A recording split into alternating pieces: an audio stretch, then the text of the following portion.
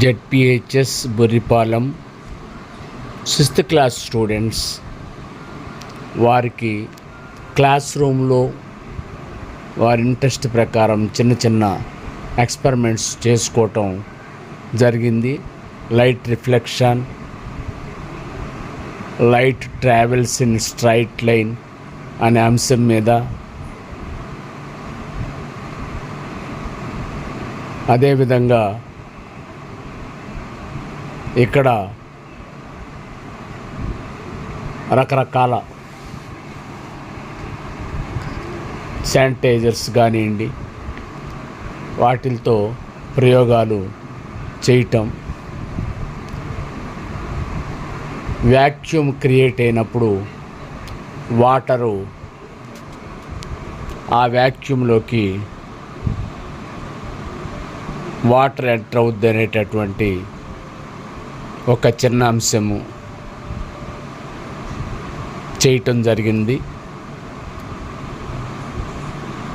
ఆ క్లాస్ రూమ్లో వాళ్ళు ఇంట్రెస్ట్గా వాళ్ళ యొక్క ఆలోచనలకు తగ్గట్టుగా చిన్న చిన్న ఎక్స్పెరిమెంట్స్ చేసుకుంటూ ఎంజాయ్ చేశారు.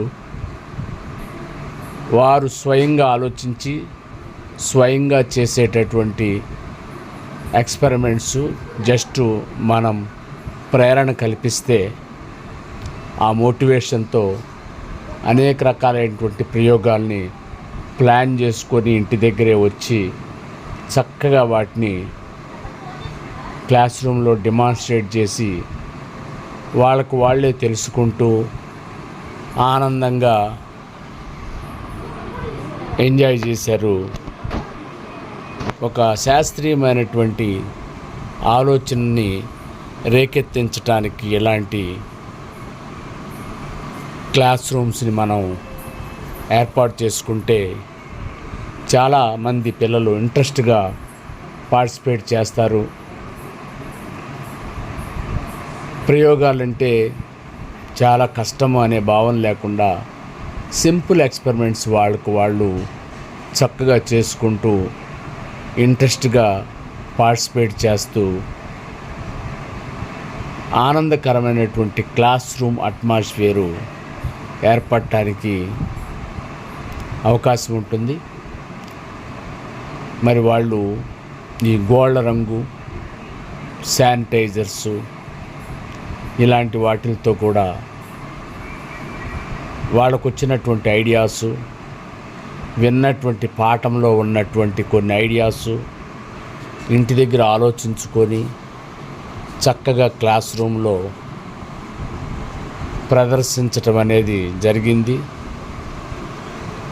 ఆ టైంలో వాళ్ళు చాలా హుషారుగా ఆనందంగా ఒక కొత్త అంశాన్ని కనిపెట్టినటువంటి ఉత్సాహాన్ని పొందటం అనేది జరిగింది.